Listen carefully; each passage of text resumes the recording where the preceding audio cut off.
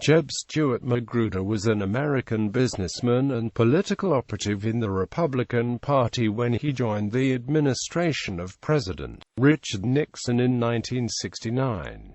He published 2 books about his political career and faith journey, attended divinity school, and became an ordained Presbyterian minister in 1981.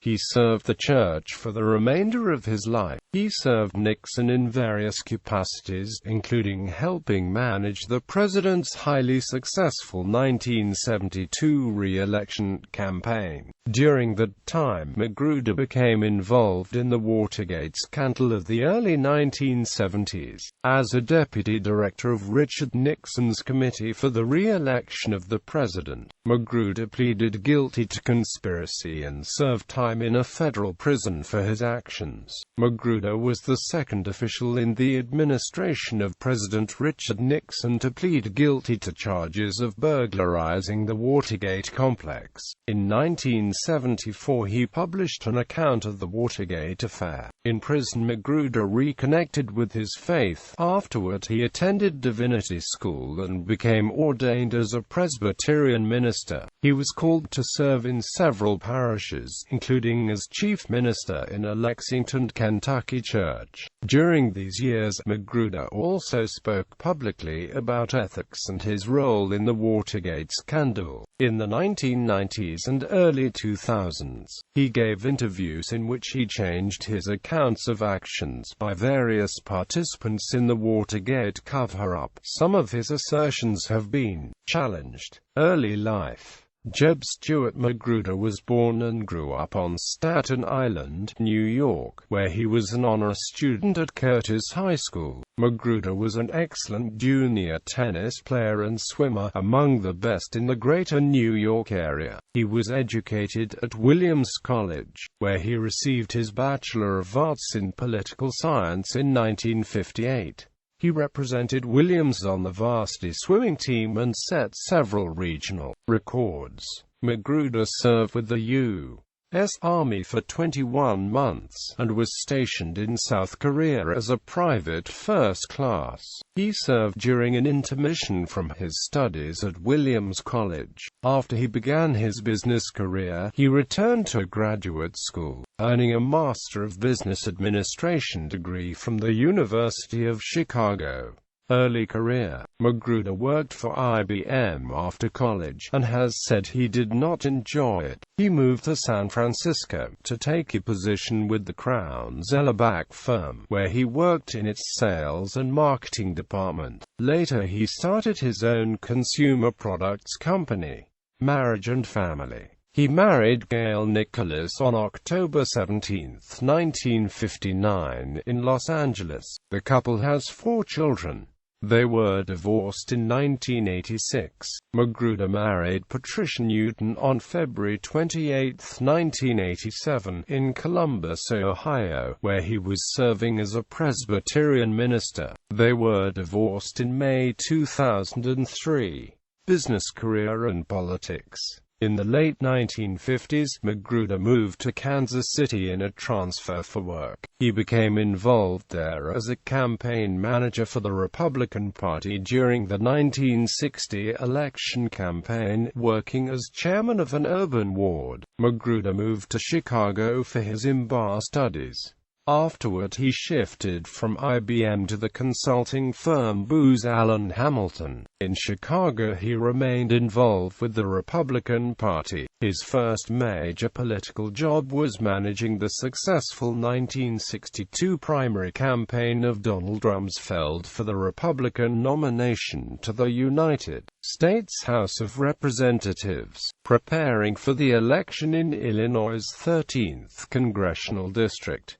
Rumsfeld won the primary and the seat in Congress. In 1962 Magruder moved from Booz Allen Hamilton to Jewel, a regional grocery firm. During his nearly 4 years with them, he was promoted to merchandise manager. Magruder became involved with the Illinois organization of the Barry Goldwater presidential campaign in late 1963, but became disillusioned with Goldwater's political views. He worked briefly as campaign manager for Richard Ogilvy's 1966 campaign for president of the Cook County Board of Supervisors. The political workload combined with work pressures caused Magruder to end employment with Dual. He relocated to California in mid-1966 to begin a higher-level job with the Broadway Stores Company. Magruder's next political involvement started in mid-1967, when he served as Southern California coordinator for the Richard Nixon presidential campaign. He left early in 1968 due to internal organizational problems. Magruder entered partnership during early 1969 with 2 other entrepreneurs to start 2 new businesses, and became president and chief executive officer of these firms.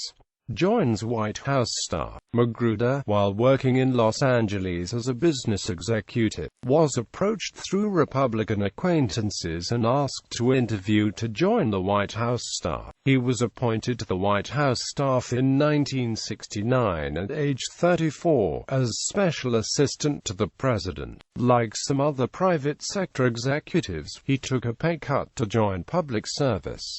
He moved with his family to Washington, D.C. He worked for Nixon operatives H.R. Haldeman and Herbert G. Klein, communications director for the executive branch. Magruder's formal title was Deputy Director of White House Communications. Committee to re-elect the President. Magruder served in the White House until the spring of 1971, when he left to manage the Committee for the Re-election of the President, first as director. By early 1972, in the election year, Attorney General John N. Mitchell took over as Director of CREEP and Magruder acted as his deputy. As Mitchell became preoccupied with the scandal involving the ITT Corporation and by the illness of his wife Martha, Magruder took on more of the management of the CREEP. The campaign to re-elect the president was extraordinarily successful, winning 49 of 50 states. Nixon lost only Massachusetts and the District of Columbia to Democrat George McGovern. The final tally of Nixon's victory was 520 to 17 electoral votes, the second largest electoral college margin in history up until then, after Franklin D. Roosevelt's 1936 victory over Alf Landon.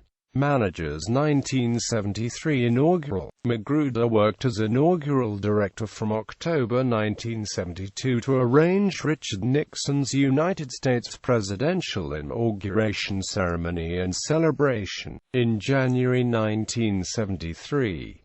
In March 1973, he began a job as Director of Policy Planning with the United States Department of Commerce. He resigned soon afterward, as the Watergate scandal began to heat up and become scrutinized again by media following James McCord's disclosures of perjury during the original Watergate trial of the 5 burglars. The former Watergate burglar wrote about this to the Washington Star. Watergate scandal. Magruder, in his role with CREEP, became involved with the Watergate matters from an early stage, in many aspects of the planning, execution, and cover-up. Liddy plan. Magruder met with White House counsel John Dean and John N. Mitchell on January 27 and February 4, 1972, to review preliminary plans by G. Gordon Liddy for intelligence-gathering ideas for the 1972 campaign. The Watergate burglaries would evolve from those meetings. From the day they met in December 1971, Magruder and Liddy had a conflicted personal relationship. cooperates with prosecutors. During April 1973, Magruder began cooperating with federal prosecutors. In exchange, Magruder was allowed to plead guilty in August 1973 to a one-count indictment of conspiracy to obstruct justice, to defraud the United States, and to illegally eavesdrop on the Democratic Party's national headquarters at the Watergate Hotel. On May 21, 1974, Magruder was sentenced by Judge John Sirica to 10 months to 4 years for his role in the failed burglary of Watergate and the following cover-up. After his sentencing, Magruder said, "I am confident that this country will survive its Watergates and its Jeb Magruders." Quote. In the end, he served 7 months of his sentence. Magruder originally testified that he knew nothing to indicate that President Nixon had any prior knowledge of the Watergate burglary. In his book, An American Life, One Man's Road to Watergate, he wrote, "I know nothing to indicate that Nixon was aware in advance of the plan to break into the Democratic headquarters. It is possible that Mitchell or Haldeman told him in advance, but I think it's likelier that they would not have mentioned it unless the operation had produced some results of interest to him." This book was published before Magruder's sentencing on May 21, and before Nixon resigned as the president. Magruder had testified that he thought that he was helping establish a legal intelligence-gathering operation. In his book, Magruder wrote about former Attorney General John Mitchell and Fred Larry meeting in late March 1972 in Key Biscayne, Florida. He wrote that Mitchell approved the plan to eavesdrop on the Watergate Complex soon after this meeting. After the Watergate scandal, Magruder left politics and business. He wrote about his passage publishing From Power to Peace in 1976, about his deepening Christian faith after the scandal. He went to graduate school, earning a Master of Divinity from the Princeton Theological Seminary in 1981, and becoming ordained as a Presbyterian minister. He served as associate minister at the First Presbyterian Church in Burlingame, California, and First Community Church of Columbus, Ohio. In May 1983, President Ronald Reagan turned down a request from Magruder for a presidential pardon. In 1990, Magruder was called as senior pastor at the First Presbyterian Church of Lexington, Kentucky. In 1995, Kentucky Governor Bretton Jones reinstated Magruder's right to campaign for public office in the state. Continued controversy. In 1990, Magruder consented to interviews with authors Len Colodny and Robert Getlin while the two were conducting research from the 1991 book, Silent Coup, The Removal of a President. Magruder admitted that he had lied to prosecutors, to the Senate's Watergate Committee, and in his 1974 book An American Life, One Man's Road to Watergate, concerning aspects of the early cover-up. To Colodny and Getlin, he said that he had called John Dean several hours after the Watergate break-in was discovered, and that Dean set in motion several cover-up strategies. This version of events tallied closely with that of Gordon Liddy, as set out in his 1980 book Will. Books published earlier by others, however, such as Magruder's in 1974 and Dean's Blind Ambition, had become the accepted truth of the cover-up. These versions had very profound and damaging effects on the reputations of senior figures such as H.R. Haldeman, John Ehrlichman, and John N. Mitchell. To Colodny and Getlin, Magruder admitted specifically instructing Liddy on the second Watergate break-in, something which he had earlier denied. At the time these interviews were conducted, Magruder was a Presbyterian minister in Columbus, Ohio. In 2003, Magruder was interviewed again by PBS researchers and the Associated Press. According to his account in a PBS documentary, Watergate Plus 30, Shadow of History, and in an interview with the Associated Press, he asserted that Nixon knew about the Watergate burglary early in the process, and began well before the scandal broke. During the 2003 interviews, Magruder said that he had attended a meeting with Mitchell on March 30, 1972, at which he heard Nixon tell Mitchell by telephone to begin the Watergate plan.